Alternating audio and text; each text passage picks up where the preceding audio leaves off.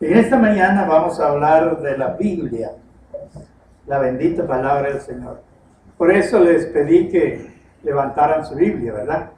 No solamente para poder ver cuántas Biblias hay, sino sencillamente para que podamos tenerla a mano y en esa forma poder ir meditando en ella. En estas horas vamos a inclinar nuestra cabeza y vamos a orar. Padre bendito, estamos delante de tu presencia, Señor, y te damos muchas gracias por la bendición que nos concedes de podernos reunir como iglesia y de esta manera, Señor, presentarnos ante tu trono bendito, poner nuestra vida en tus manos, poner esta meditación de tu palabra delante de ti.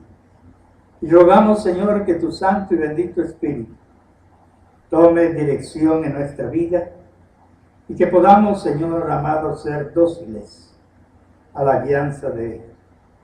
De tal manera, Señor, que podamos ir de este tiempito tan corto, Señor, que tenemos para hablar un poco de tu palabra, pero que seamos dirigidos realmente por tu Santo Espíritu.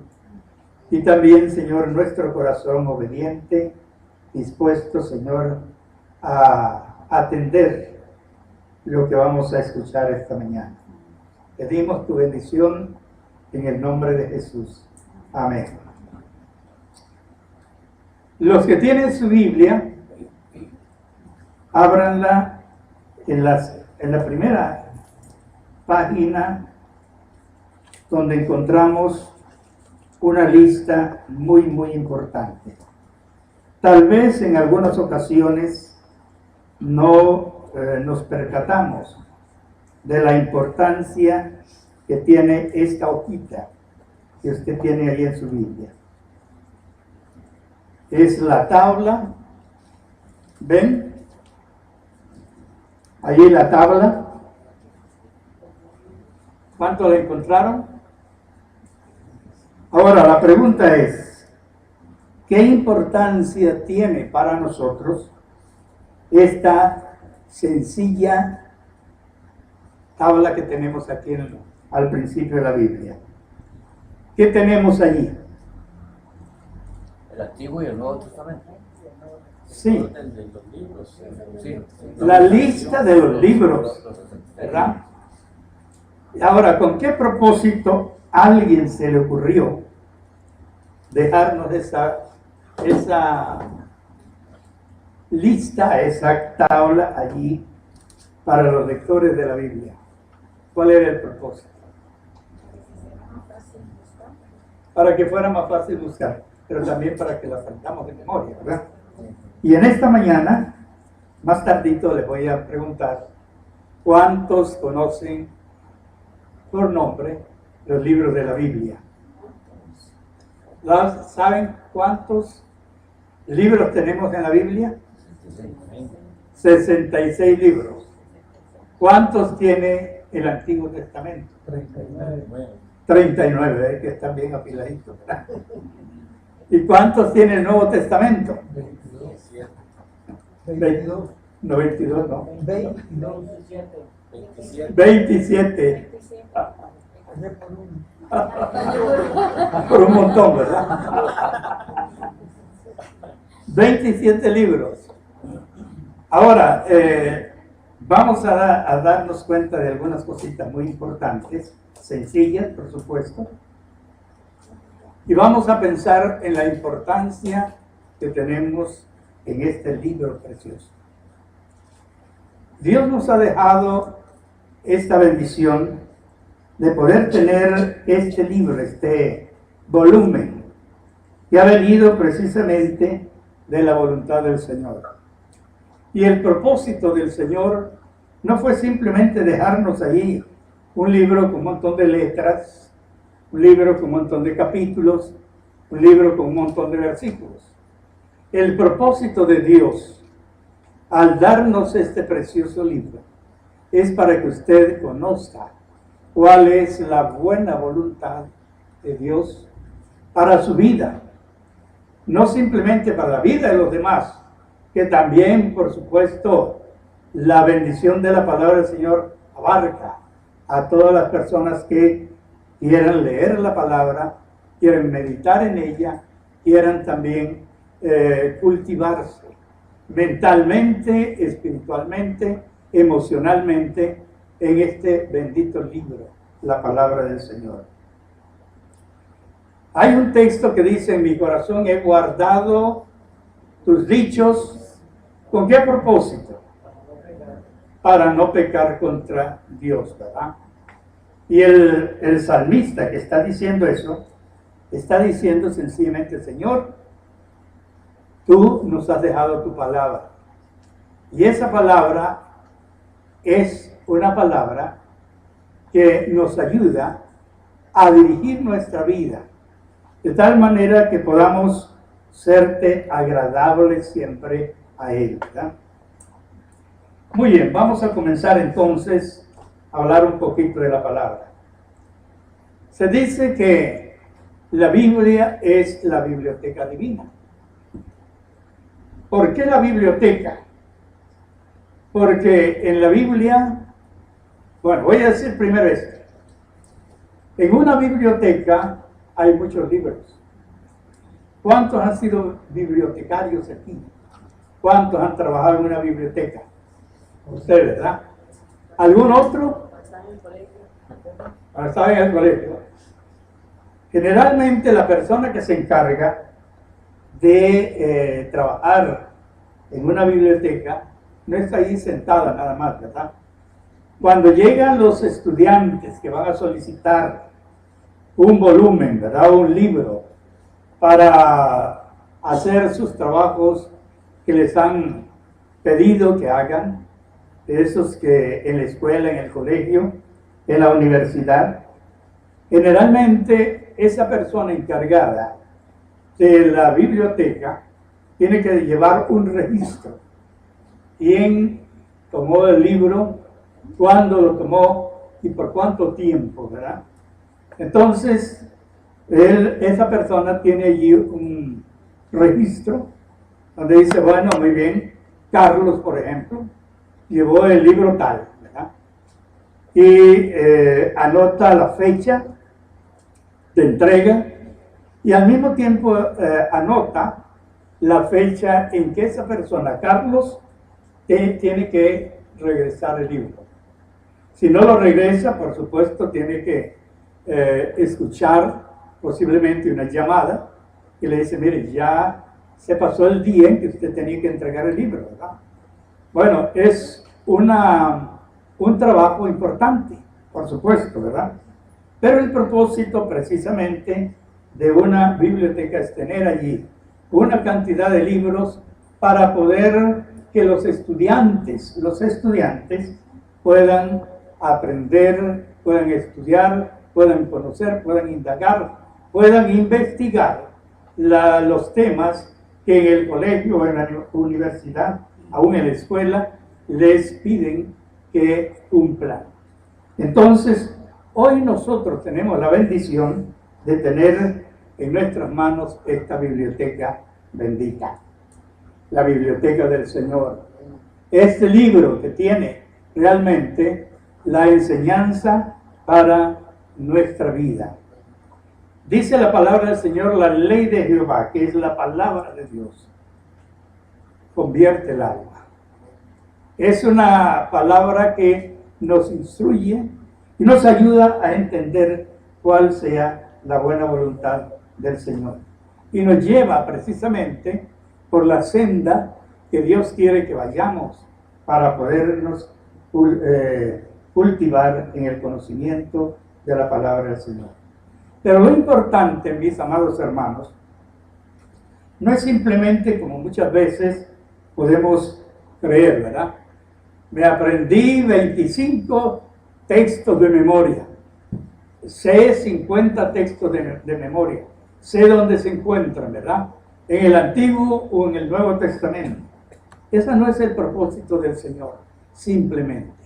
Es importante memorizar la palabra del Señor, tenerla en nuestra mente, pero que no se quede simplemente en nuestra mente, que llegue hasta lo más profundo de nuestro corazón. Porque como decía, citando el texto anterior que cité, en mi corazón he guardado tus dichos.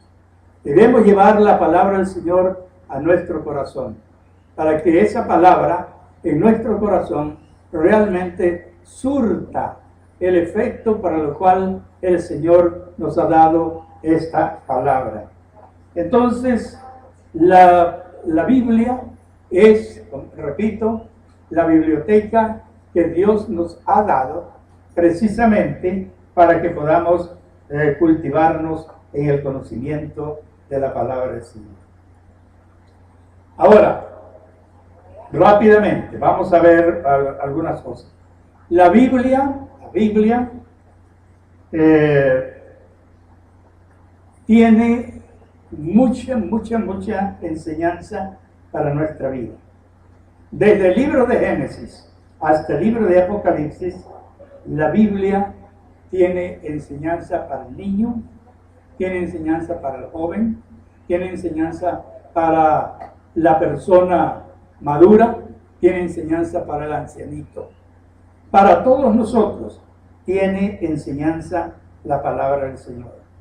Y precisamente ella es como la brújula del caminante, la persona que necesita saber precisamente hacia dónde va. Las personas que manejan aviones, ¿verdad?, saben perfectamente bien que la brújula es muy importante, ¿verdad?, porque esa le va indicando al piloto lo que realmente debe conocer en el vuelo. La Biblia comienza con Génesis y termina con Apocalipsis. La Biblia está dividida en ¿cuántas partes? En dos partes. ¿Cuáles son? La primera parte se llama Antiguo Testamento, la segunda parte el Nuevo Testamento. Antiguo y Nuevo Testamento, ¿verdad? Muy bien. También en las primeras páginas de la Biblia encontramos esa lista que ya mencioné antes, muy importante. Pero hay una pregunta que generalmente escuchamos. Alguien nos hace una pregunta cuando tratamos de enseñar la Biblia, de comunicar o de compartir la enseñanza bíblica. Y la pregunta viene precisamente de aquellas personas que no creen que la Biblia es la palabra de Dios. Y dicen sencillamente, bueno, a alguien se le ocurrió escribir ese libro. Yo he oído argumentos, expresiones como esta, ¿verdad? La Biblia fue escrita para los protestantes por Martín Lutero, ¿verdad? Y Martín Lutero fue el que escribió la Biblia después de haberse rebelado contra la Iglesia Católica Romana. Entonces escribió la Biblia. Y la Biblia, precisamente escrita por Martín Lutero, fue escrita para engañar a la gente, ¿verdad? Es lo que la gente dice cuando cree que la Biblia fue escrita por Martín Lutero. Antes la mente marxista, comunista, decía que la Biblia sencillamente había sido escrita por los gringos o por los norteamericanos. Decían sencillamente por esa gente que le gusta explotar a las masas. Y entonces era para que la gente, leyendo la Biblia, no pudiera protestar, se pudiera mantener precisamente con la cabeza baja cuando los explotadores, ¿verdad?, de los trabajadores les humillaran, les bajaran la cabeza y que no pudieran protestar. Entonces la Biblia fue escrita por los norteamericanos, ¿verdad?, dicen algunos, ¿verdad?, por los imperialistas. Pero, ¿qué contesta usted cuando alguien le pregunta, ¿Quién escribió la Biblia? ¿Qué le contesta a usted? Doña Rosita, ¿qué le contestaría a usted a alguien que le pregunte? Porque hay mucha gente que dice, ay, que la Biblia fue escrita por hombres, y yo muchas veces les contesto, la Biblia fue inspirada por Dios. Muy bien. A ver, alguien por aquí que tenga una respuesta. A ver, don. Sí, que fue escrita por los hombres, pero inspirada por el Espíritu Santo. Entonces, ¿quién escribió la Biblia? Voy a decir dos cosas aquí. Primeramente, que desde el punto de vista humano, la Biblia fue escrita por hombres, ciertamente, ¿verdad? De carne y hueso. En el Antiguo Testamento, los profetas y otros más, aún hasta reyes y todo, escribieron parte de la Biblia en el Antiguo Testamento. Y en el Nuevo Testamento también escribieron los apóstoles, los siervos del Señor, ¿verdad? Y tenemos precisamente que la Biblia fue escrita por una cantidad de hombres, más o menos en número de unos 36 a 40 escritores de la Biblia, desde el Antiguo Testamento hasta el Nuevo Testamento. Y esas personas, para escribir esos libros, ¿verdad?, se utilizaron en la escritura de ese libro, ¿verdad?, de este precioso libro, unos 1600 años. Pero no fue 1600 años que, digamos, yo comienzo ahora, en este tiempo, ¿verdad?, y voy a contar que es el primer año, ¿verdad?, y seguidito, ¿verdad?, hasta llegar al 1600 años. Pasaron tiempos muy grandes en que nadie escribió nada, ¿verdad? Ni profetas, ni reyes, ni sabios, ni nadie escribió nada, ¿verdad?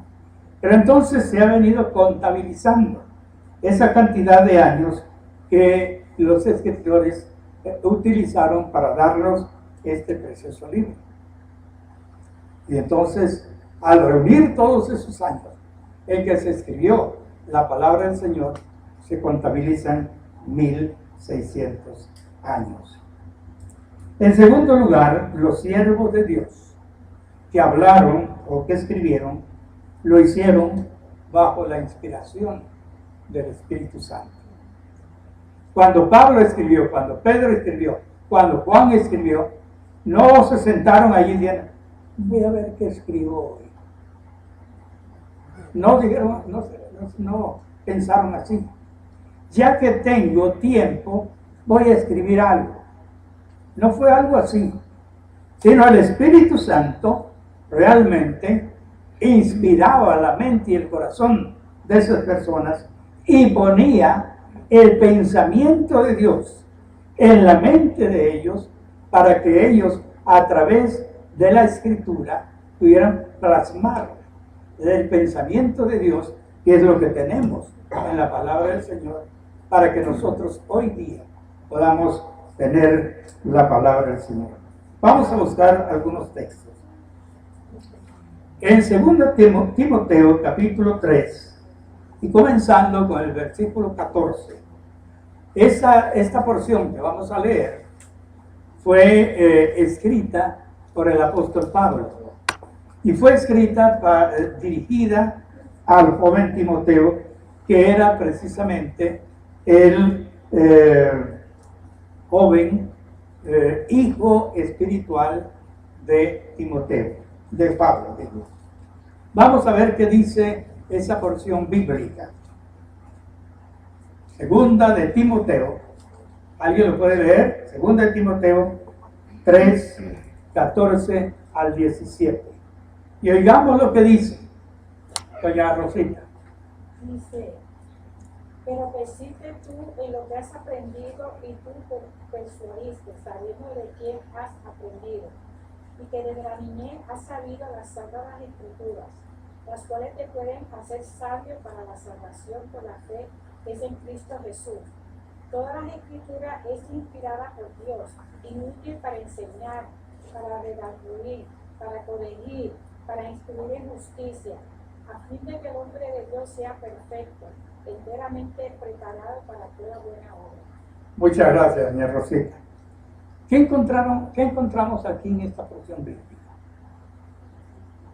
Pablo está escribiendo a su hijo, el joven Timoteo, y le dice Pablo que desde la niñez ha sabido las Sagradas Escrituras.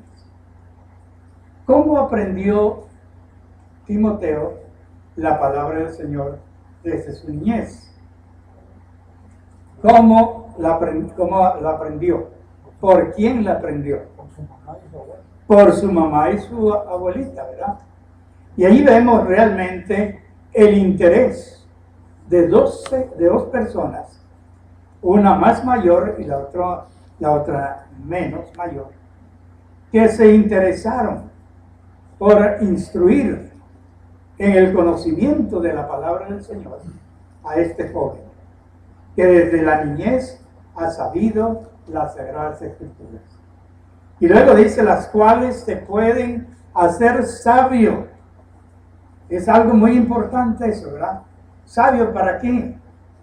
¿Qué dice el texto? Sabio para la salvación.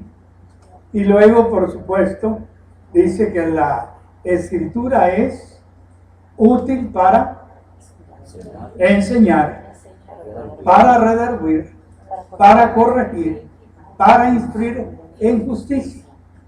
Y el propósito de la palabra en este texto, ¿qué era?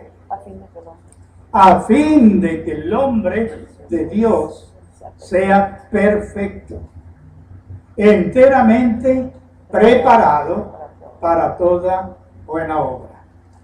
Si usted quiere hacer buenas obras, realmente tal como lo enseña y lo demanda la palabra del Señor, tiene que venir a este libro. Ella es la que le va a enseñar. Este libro es el que le va a enseñar cómo realmente va a ser un hombre, una persona, un ciudadano realmente sabio en la salvación. Entonces, los siervos de Dios que escribieron, lo hicieron no por su propia voluntad, no por su propio interés nada más, sino que lo hicieron bajo la dirección e iluminación e inspiración del Espíritu Santo. A esa guianza del Espíritu Santo en la vida de los escritores se le llama y se le conoce como inspiración divina. Se le conoce como inspiración divina. Tenemos otro texto, y no está aquí doña Maribel, ¿verdad? No, está ahí, sí, ahí está doña Maribel. Doña Maribel se aprendió de memoria este pasaje, esta cita que voy a mencionar. Segunda de Pedro, capítulo 1, versículos 19 al 21.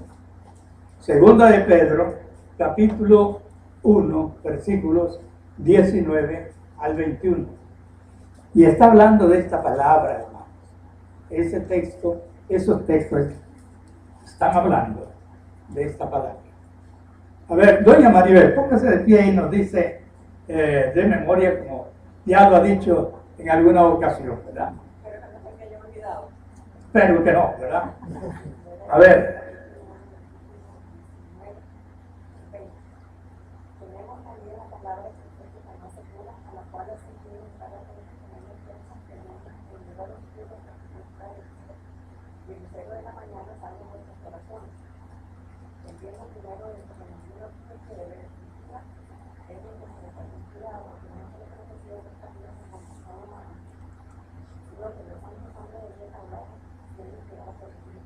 Muchas gracias.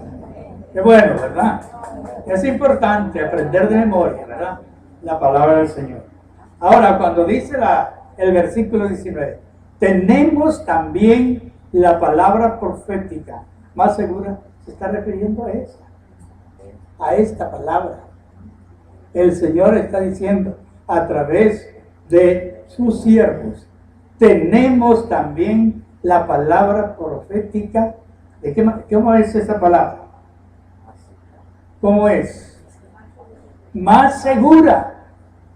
Más segura.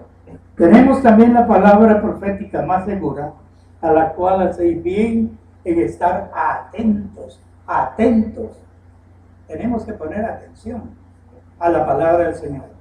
Si queremos realmente crecer en la gracia y conocimiento del Señor, tenemos que abrir esta palabra, pero eso sí, leerla con atención, con dedicación, con oración y, por supuesto, con un alto grado de obediencia a lo que esta palabra nos está diciendo.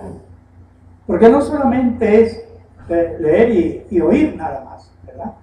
Sino aprender, aplicar y obedecer lo que esta palabra nos está diciendo.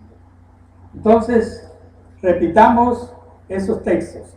Si alguien se lo sabe, aparte de la hermana doña Maribel, digámoslo ahora. Tenemos también, repitan entonces conmigo, ¿verdad? Tenemos también la palabra profética más segura, a la cual hacéis bien en estar atentos como a una antorcha que alumbra el lugar oscuro, hasta que el día esclarezca y el lucero de la mañana salga en vuestros corazones. Entendiendo primero esto, que ninguna profecía de la Escritura es de interpretación privada, porque nunca la profecía fue traída por voluntad humana, sino que los santos hombres de Dios hablaron siendo inspirados por el Espíritu Santo. Qué lindo, ¿verdad? Tener una palabra que es digna de toda nuestra confianza, que nos guía, que nos dirige y no nos va a llevar por sendas torcidas para engañarnos, para desviarnos, ¿verdad? Ahora bien, vamos aquí a ver otra cosita importante. Por ese control que el Espíritu Santo imprimió en la vida de los escritores, es que este libro es la palabra de Dios. No es simplemente una literatura cualquiera, es la palabra de Dios. Esa palabra segura, esa palabra digna de toda nuestra confianza. Esa palabra que nos lleva precisamente por la senda por la cual no nos vamos a perder, que nos va a llevar precisamente hasta el puerto seguro. Hay también una cosa muy importante que nosotros tenemos que entender. La palabra de Dios es una palabra completa, yo diría completísima, perfecta, ni le falta ni le sobra. Esta palabra, como no le falta, entonces usted no le puede agregar absolutamente nada. Y como no le sobra, tampoco no le puede meter tijeras, tampoco, ¿verdad? Para decir, bueno, aquí esto está sobrando. O decir, por el otro lado, aquí le está faltando. Es una palabra que está escrita y dada a cada uno de nosotros de acuerdo a nuestra necesidad espiritual. Por eso es que en el Antiguo Testamento y aún en el Nuevo Testamento hay sentencias muy serias en contra de aquellos que tratan de agregarle a la palabra, como también aquellos que tratan de quitarle a la palabra. Y vamos a ver algunos versículos con respecto a este tema. En el Antiguo Testamento, busque Deuteronomio capítulo 4, verso 2, primero, ¿verdad? Deuteronomio capítulo 4, verso 2. A ver qué dice. El que lo tenga primero, léalo y vamos a ver qué es lo que dice. No añadiréis a la palabra que yo os mando, ni disminuiréis de ella, para que guardéis los mandamientos de Jehová nuestro Dios, que yo os ordeno. Muy bien. No lo haga, ¿verdad? Ni disminuya, ni agregue. Ahora, ¿por qué razón? Porque es la palabra perfecta. Si alguien le pone o le quita, la ensucia. Definitivamente la ensucia. Cuando el hombre mete la mano en esta palabra para agregarle o para quitarle, ensucia la palabra. Y la palabra no puede ser ensuciada. En el capítulo 12 de ese mismo libro de Deuteronomio, versículo 32. A ver qué dice. ¿Otra persona? Por favor. Deuteronomio capítulo 12, versículo 32. Dejarás de hacer todo lo que yo te mando. No añadirás a ellos ni de ellos quitarás. Muy bien. Lo que yo te mando es lo que tú tienes que observar. Es lo que tú tienes que seguir. Es la enseñanza que tienes que aplicar a tu vida. Lo que yo te mando. De eso no podrás quitar nada. Y de eso no podrás añadir absolutamente nada. Y luego también veamos lo que dice Proverbios, capítulo 30, versículo 6. 30 de Proverbios, capítulo 6. A ver qué dice. Por favor. No añadas. Muy bien, don Félix. No añadas a sus palabras, para que no te reprendan y seas hallado mentiroso. No añadas. ¿Cuántas personas se han atrevido a añadirle a la palabra del Señor? Y se han hecho acreedores de la reprensión del Señor. De esto nosotros tenemos que cuidarnos. No añadiéndole absolutamente nada a la palabra, ni quitándole o disminuyendo, ¿verdad?, de la palabra. Eclesiastés capítulo 3, versículo 14. A ver qué dice Eclesiastés 3, 14. A ver, ¿quién lo tiene? Maneta. Es decir, sé que todo lo que Dios hace es perfecto. Nada hay que añadir ni nada que quitar. Dios lo hace para que delante de Él teman todos los hombres. Muy bien. Cuando usted lee la palabra del Señor, sabe usted o debe saber que es una palabra perfecta. Y que si le añade o si le quita, se hace acreedor del juicio de Dios. Mire, es serio, la cosa es seria, ¿verdad? Por lo tanto, entonces debemos, como decía alguien, ¿verdad?, que cuando alguien se acercaba, cuando esa persona se acercaba a la palabra del Señor, lo hacía de una manera tan irreverente que muchas veces lo hacía de rodillas. Leía la palabra de Dios de rodillas y lo hacía en oración, poniéndose en la mano del Señor y a la guianza del Espíritu de Dios para que esa palabra fuera realmente una palabra, como dicen algunos, sabrosa, ¿verdad?, para su vida. Y luego Apocalipsis, capítulo 22, versículos 18 y 19. ¿Qué dicen estos dos versículos? Capítulo 22 de Apocalipsis, versículos 18 y 19. Abran sus Biblias, léanlas. No importa si alguien lee los textos, pero usted que tiene su Biblia, también abra ahí su Biblia y lea lo que dice. A ver. A todo el que escuche las palabras del mensaje profético de este libro, le advierto esto: si alguno le añade algo, Dios le añadirá a él las plagas descritas en este libro. Y si alguno quita palabras de este libro de profecía, Dios le quitará su parte del árbol de la vida y de la ciudad santa, descritos en este libro. Muy bien. Fíjense ustedes, qué tremendo, ¿verdad?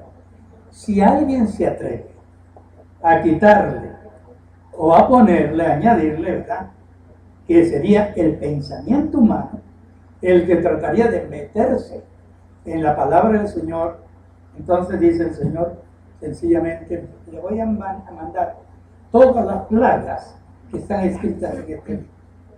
¿Cuántos de nosotros quisiéramos recibir un baño de plagas en la vida nuestra? Absolutamente, yo creo que, a lo menos yo no, pero creo que tampoco ustedes, ¿verdad?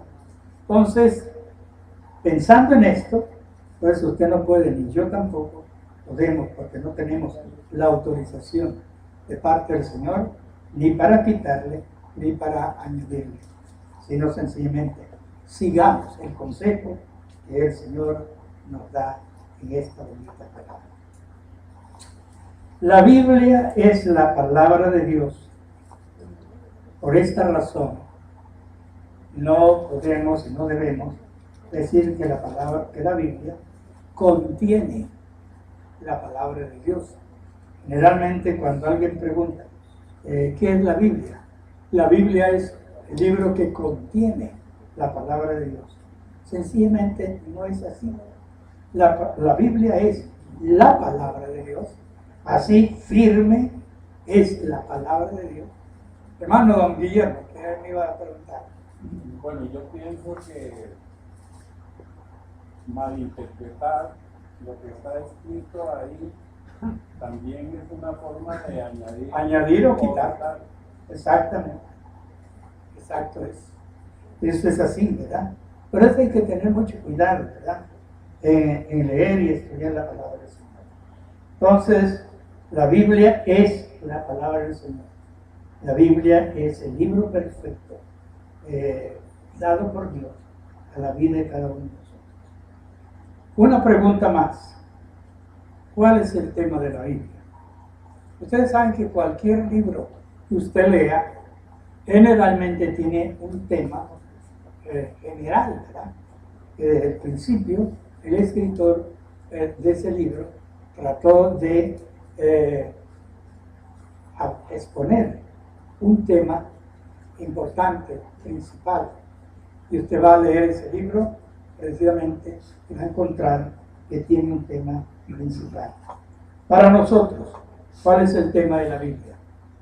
La Biblia es la palabra de Dios. Es la palabra de Dios. Entonces, ¿cuál es el tema de ella? Dios. El Hijo de Dios. La Biblia es precisamente el tema principal de la bendita persona de Jesús.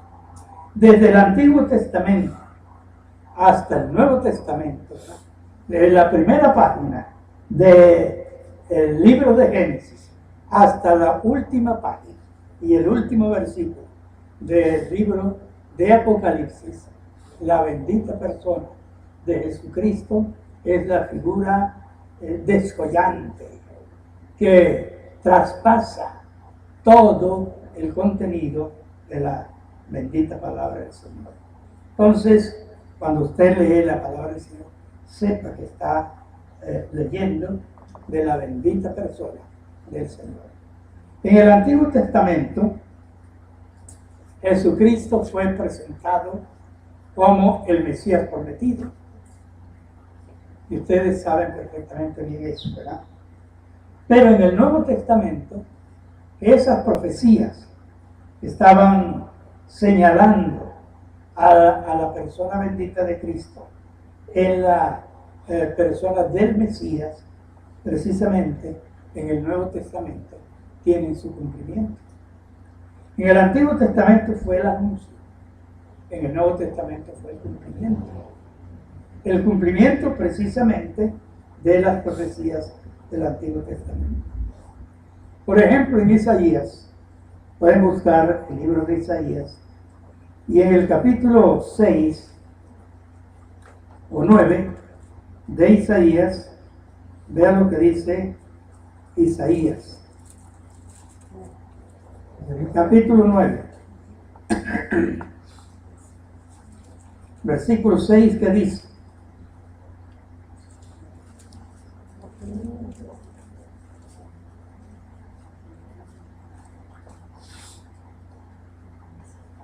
¿Qué dice en el capítulo 9, verso 6? Porque un niño nos es nacido, Dios nos es dado, el principado sobre su hombro, y se llamará su nombre admirable, consejero, Dios fuerte, Padre eterno, príncipe. Muy bien. ¿De quién está hablando aquí?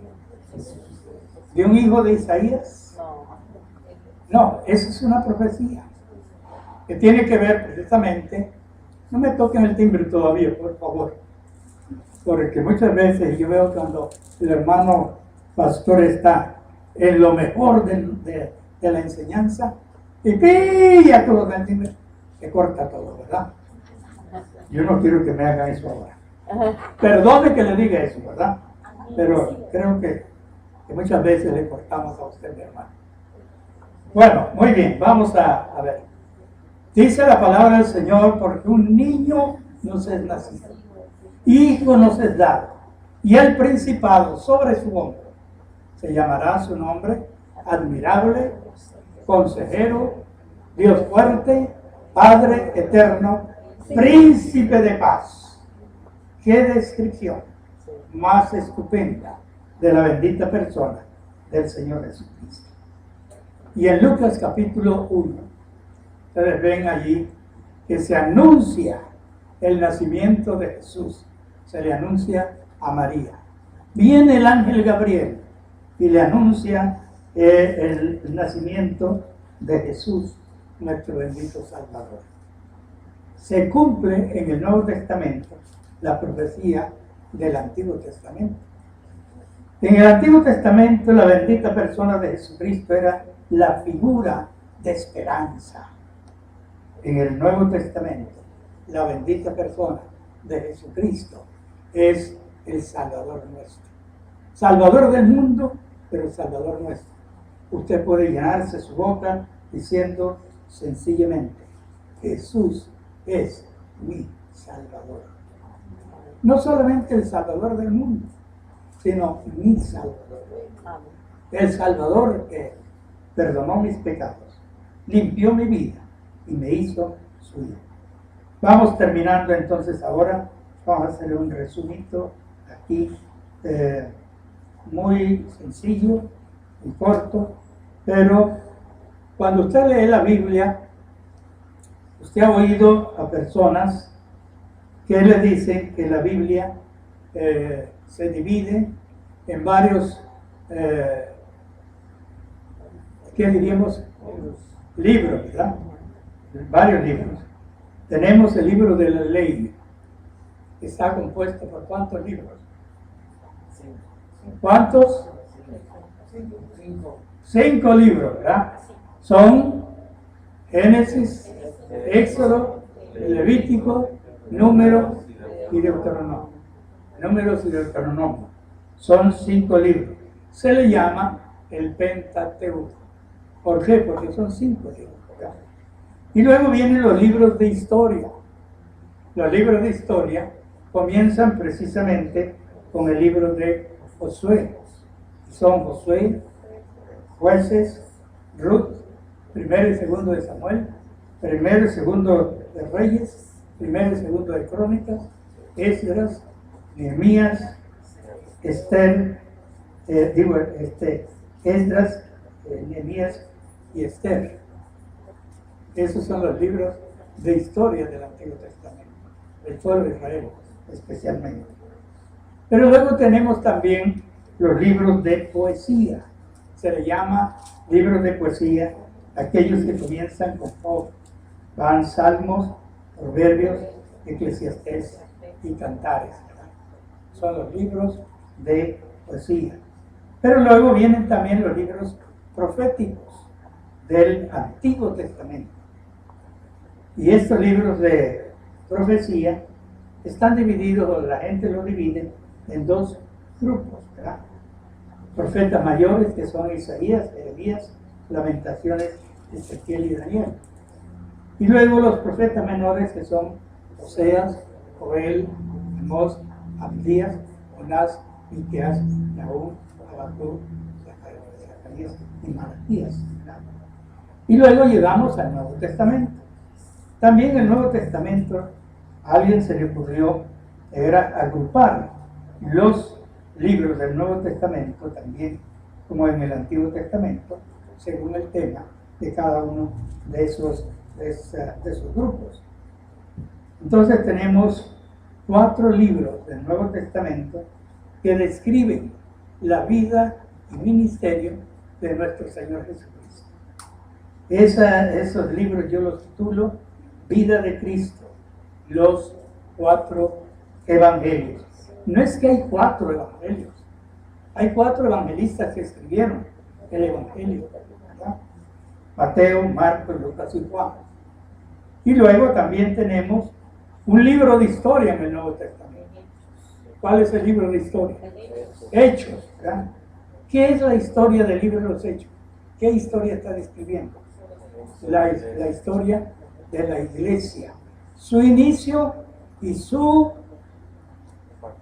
historia, ¿verdad? Va hasta llegar al último de los escritores los últimos capítulos del libro de los Hechos. Luego también tenemos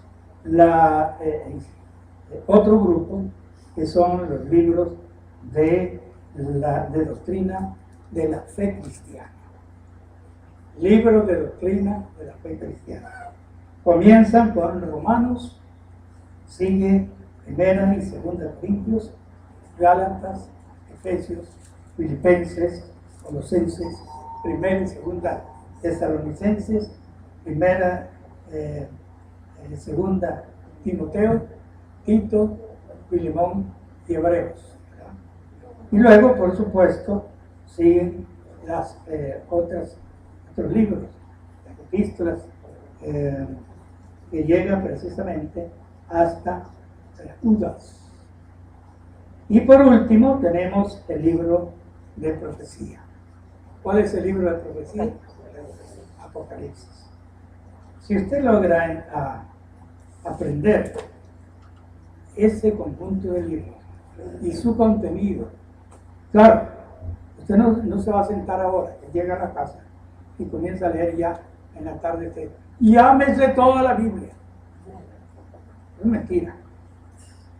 Son años, mucho tiempo que hay que invertir para poder aprender, aunque sea un poquito, de la palabra del Señor.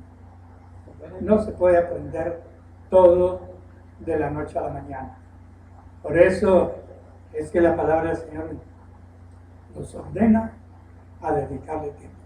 Don Jonathan. Una pequeñita lectura de lo que estamos ahora estudiando, que es una cosa que satisface el alma porque es bueno, porque nos damos cuenta que es la razón por la cual la Biblia vino a este mundo. Es una cosa real que nosotros los hijos de Dios ya la conocemos, pero tenemos que llegar a acecharla. Dice, la Santa Biblia es un libro con destino. Es la palabra de Dios expuesta al mundo para revelar al Dios del universo, al Creador del hombre y de todo lo que existe. Nuestra historia está completa en la Biblia. Dios envía a su Hijo para mostrarnos nuestra situación delante de Él y envía su palabra como quien tiene autoridad, pues la palabra santa, espiritual y divina. Por medio de su Hijo, la palabra infunde vida a todo aquel que en Él cree. Muy bien. Yo tengo aquí algo que también copié. Esto es algo que copié, relacionado con eso, más o menos, que usted tiene ahí. Y en esta copia dice: la Biblia expresa los pensamientos de Dios, la condición del hombre, el camino de salvación, el triste fin de los pecadores y la dicha eterna de los redimidos. Sus doctrinas son santas, sus preceptos irresistibles, sus historias ciertas y sus decisiones inmutables. Léala para ser sabio, créala para ser salvo y practíquela para ser santo. La Biblia es la luz que guía, alimento que nutre y consuelo en la tristeza. Ella es el mapa del viajero, la brújula del piloto, la espada del soldado y la regla de conducta del cristiano. Cristo es su tema principal, nuestro bien, su propósito y la gloria de Dios, su fin. La Biblia es una mina de riquezas, un paraíso de gloria y un río de placer. Léala todos los días en oración. Ella recompensa con creces a quienes la leen y obedecen su consejo, y condena a todos aquellos que tienen en poco su sagrado contenido. La Biblia es el libro de los libros, el libro de Dios. Que Dios nos bendiga en esta mañana. ¿Cuál texto vamos a tomar hoy?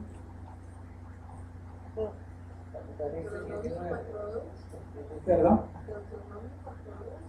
¿Qué dice? No añadiréis a la palabra Yo, perdón. No añadiréis a la palabra que yo os mando. Muy bien.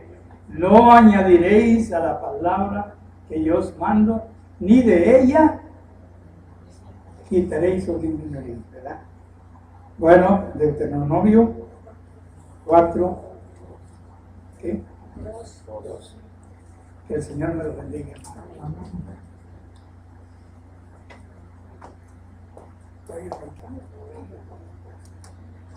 Hoy quiero comentarles algo breve, pero es muy importante y a mí me preocupa cómo se ha ido desarrollando ciertos conceptos no bíblicos.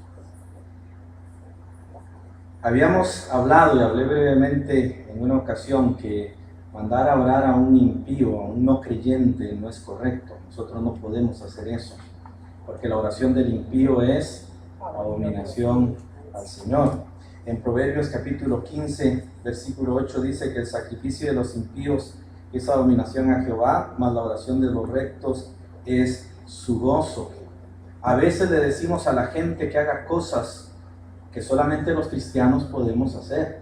Y a veces estamos diciéndole a la gente que viva de cierta manera que solo los cristianos podemos hacer. Hay una naturaleza en nuestra vida, hay una naturaleza que nos guía. Esa naturaleza es nueva, no es mi naturaleza, no es la naturaleza que tiene la gente afuera. Hay pasajes donde, como en Proverbios 15, 29, allí mismo, donde tenemos otra afirmación del Señor. Dice que Jehová está lejos de los impíos, pero Él oye la oración de los justos. Siempre hay un mandato para los creyentes, pero para los impíos solamente hay un mandato, solo uno: que se arrepientan y crean al Evangelio, y crean a Jesucristo. No hay otro mensaje para el impío. ¿Han visto que ahora en las iglesias oran al Espíritu Santo y elevan oraciones al Espíritu Santo y se olvidan del Padre y se olvidan del Hijo? Mi amigo el Espíritu Santo, dicen. Pero, ¿cómo debo orar yo? ¿Y cómo oramos los cristianos? En la Biblia, la enseñanza es que yo oro al Padre en el nombre de Jesús, guiado por el Espíritu Santo. Amén. Yo no le oro al Espíritu Santo. Hay gente que dice, pero es que es parte de la Divina Trinidad. ¿Qué malo tiene de que nosotros oremos al Espíritu de Dios? Es que no es el asunto de si yo pienso que está bien. El asunto es lo que Dios dice que está bien. No es lo que yo creo que es correcto, es lo que Dios dice que es correcto. En el Evangelio de Juan, en el capítulo 16, el Señor Jesús, hablando de la obra del Espíritu Santo, dice en los versos 13 y 15: pero cuando venga el Espíritu de verdad, Él os guiará a toda verdad, porque no hablará su propia cuenta, sino que hablará todo lo que oyere, y os hará saber las cosas que habrán de venir. Él me glorificará, dice Jesús, porque tomará de lo mío y os lo hará saber. Todo lo que tiene el Padre es mío, por eso dije que tomará de lo mío y os lo hará saber. Para los judíos el nombre de Dios es tan importante, tan especial, que lo anularon de su lenguaje. Y ellos no pronuncian el nombre sagrado, ellos utilizan solamente el término el nombre. Y cuando se refieren a Dios, ellos dicen en el nombre. Y esa frase es porque ellos no quieren repetir el nombre de Dios. Pero para nosotros los cristianos, sabemos que hay un nombre sobre todo nombre, y ese es el nombre de Jesús. Es un nombre griego, aunque no les guste a los judíos y aunque no les guste a los mesiánicos. Jesús es un nombre griego y es el nombre sobre todo nombre. Y una de las cosas interesantes que vemos aquí en Juan 16, hermanos, es que el Espíritu Santo va a guiar a todos los creyentes a orar al Padre, a glorificar a Jesús. Pero si alguien empieza a orar al Espíritu Santo y olvida al Padre y olvida al Hijo, ya no es el Espíritu Santo el que está orando. Porque Él dice que tomará de lo mío y os lo hará saber. El Espíritu Santo se enfoca en el Hijo y conduce a todos hacia el Hijo. Pero hemos ido olvidando ciertas cosas y hemos ido desviándonos de ciertos principios bíblicos. ¿Por qué es que ha sucedido esto en el mundo gentil, en el mundo pagano, en el mundo sin Cristo? Porque nosotros mismos hemos tenido el problema de decirles lo que no es su mensaje, lo que no es el mensaje para ellos. Para usted hay un mensaje grande y precioso, que es la palabra de Dios. Pero para el impío solamente hay un mensaje: que se arrepientan de sus pecados y crean en Jesucristo, para que tengan vida eterna. De allí para afuera no hay otro mensaje para el impío. Pero ¿cuántas veces nosotros no hemos tratado de reformar a alguien? Y no hemos tratado de hacer la vida de ellos más placentera, más agradable, y hemos tratado de cambiarle la vida a ellos. Qué difícil es cuando tenemos que enfrentar a alguien y decirle que tiene que arrepentirse de sus pecados, que tiene que creer en Cristo y que tiene que nacer de nuevo. Y regularmente los cristianos hemos pecado en eso. La Biblia nos enseña que cuando nos acercamos a Dios y cuando oramos al Señor, tenemos que pedir por los impíos para que crean en el Evangelio, no para que sean santos. Dios no quiere que el borrachito deje de tomar para que sea salvo. Dios quiere que crea, que sea salvo para que deje de tomar. Dios no quiere que el inmoral deje su inmoralidad para que sea salvo.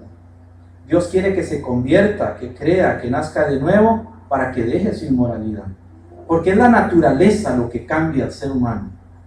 ¿Recuerdan que Pedro dijo que sucede lo mismo que dice el proverbio? La puerca lavada se vuelve al cieno, a revolcarse en el cieno. ¿Y el perro a dónde vuelve? Porque esa es su naturaleza. Esa es su esencia, esa es su vida, esa es su forma de ser. No puede cambiar. Pero los humanos no somos así, porque esa es otra naturaleza. ¿Qué es lo que estoy yo transmitiéndole a la gente? ¿Qué es lo que yo estoy diciéndole a la gente? Ayer hablábamos con las hermanas la pregunta que le hacen a Juan el Bautista. ¿Tú quién eres? ¿Y tú qué dices de ti mismo?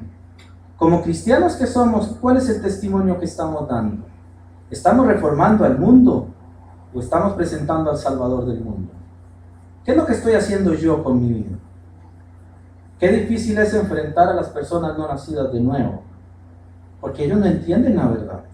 Ellos no pueden cambiar. Pero cuando la persona ha nacido de nuevo, es más fácil porque el Espíritu Santo le enseña todas las cosas. Pero cuando uno le dice a alguien que ore, a alguien que se acerque a Dios en oración y que le pida que le ayude y él no es salvo, solo lo estoy haciendo más despreciable ante los ojos de Dios. Debo decirle que debe nacer de nuevo, que debe arrepentirse de sus pecados y que debe acercarse a Cristo Jesús como Señor y Salvador. Y hermanos, no nos fijemos por el nombre, porque ahora los nombres de las iglesias no le dan a usted ni a mí seguridad de que están en lo correcto. Fijémonos en el testimonio, fijémonos en el mensaje, fijémonos en la doctrina, fijémonos en aquello que realmente dice Dios en su palabra, Hoy dijeron algo muy interesante y muy importante en el estudio. Si yo añado a la palabra de Dios, ¿qué va a pasar en mi vida? Se vienen las plagas encima. Y si interpreto mal la palabra de Dios, de la misma manera, Dios me va a llamar a cuentas. ¿Cómo estoy usando este libro? Este libro fue dado para el pueblo de Dios. Y solo hay un mensaje para el impío: que se convierta, que se arrepienta de sus pecados y que volviéndose a Jesucristo por la fe, tenga vida eterna. ¿Será ese nuestro mensaje para llevar? ¿O estaremos como todo el mundo y el grosor de la gente orando sin saber qué estamos haciendo? ¿Saben cómo aprendemos a orar? Guiados por el Espíritu Santo. ¿Y sabe cómo me guía el Espíritu Santo? Leyendo su palabra. Efesios capítulo 5, versículos 18 y 19 dice que no os embriaguéis con vino, en lo cual hay disolución. Antes bien, sed llenos del Espíritu, cantando entre vosotros con salmos e himnos y cánticos espirituales, alabando al Señor en vuestros corazones. Pero si usted se va a Colosenses capítulo 3, versículo 16, encuentra que dice Pablo: la palabra de Cristo more en abundancia en vosotros, enseñándoos y exhortándoos, cantando también, dice, entre vosotros. Si yo quiero ser lleno del Espíritu, tengo que ser primero lleno de su palabra. Pero para ser lleno de su palabra, tengo que tener el Espíritu. Así que pensemos, ¿cuál es el mensaje que estamos comunicando a los demás? Vamos a orar antes de pasar al último canto. Y así vamos a ponernos en las manos del Señor y que sea Él quien nos esté guiando. Padre, queremos que nos guíes todos los días. Al salir de aquí, que no se nos olvide que tú, Señor, que estás presente. Que no se nos olvide que tú nos guías. Que no se nos olvide que tú eres nuestra luz, que tú eres nuestro sol de justicia y que debemos ser como la luna, reflejar tu resplandor. Ayúdanos para poder hablar el Evangelio a quienes no te conocen. Ayúdanos a ser santos obedeciendo tu palabra. Ayúdanos a crecer en ella y a tener un mensaje correcto. Que podamos responder a la pregunta: ¿qué dices de ti mismo? Con afirmación, con gozo, con alegría, y decir: no soy el Cristo, pero sí soy su Hijo, y he nacido de nuevo y tú vives en mí. Ayúdanos pues, Padre, y guíanos. Te lo pedimos en el nombre de Jesús. Amén. Dios salvó a su Hijo Dios, para que todo aquel que crea en Él no se pierda, mas tenga vida eterna.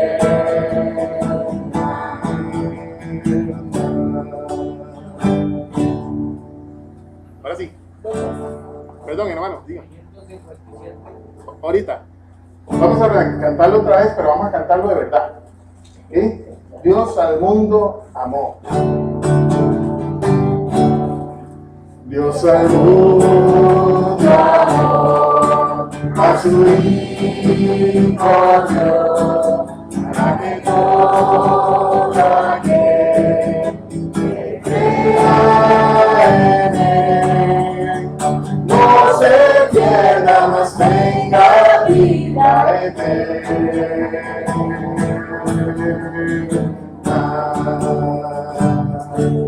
Bien, lindo. ¿Cuál era, hermano, el himno? Vamos a cantar la primera y la última estrofa.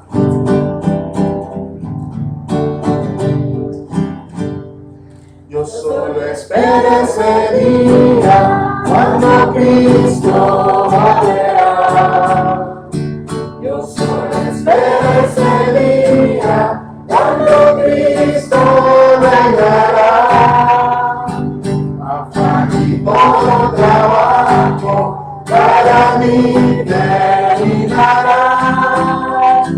Cuando Cristo venga, cuando venga me llevará. Cuando Cristo su reino les llevará.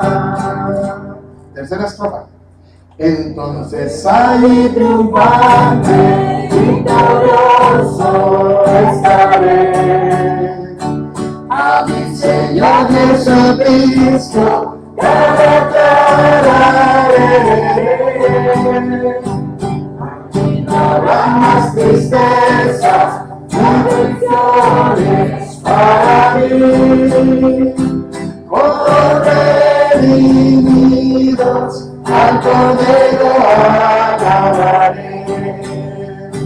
Por redimidos al Cordero alabaré. Qué lindo, ¿verdad? Bien, hermanos, que tengan una grandiosa y maravillosa semana. Que Dios los bendiga y los guarde.